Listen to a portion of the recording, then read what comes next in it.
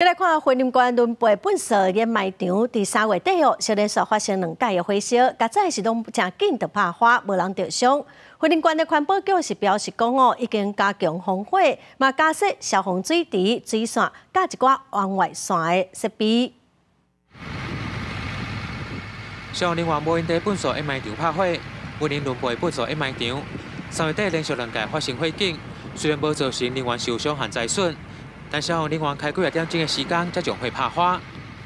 3月底发生了2起火警，那初步研判应该是垃圾分类不完善所导致的。垃圾内如果夹杂了易燃物品及沼气蓄积，皆有可能引发火警。本局亦将持续的协助垃圾的去化。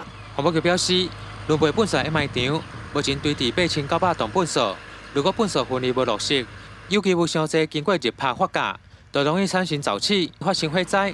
目前对县内掩埋场更换设备来防范。陆续的强化了监视系统，还有消防设施，例如增设了消防栓或者是消防水桶，还有插设沼气管等等。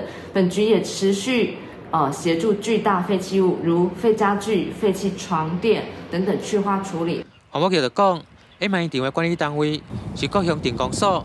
目前嘛协助县内20乡镇公所本所场设有红外线的热显像仪，如果发现温度异常，就会当提早应用。嘛希望强化清洁队人员，和各本所场的消防应变能力，避免本所场的火警一再发生。吉祥祥为你报道。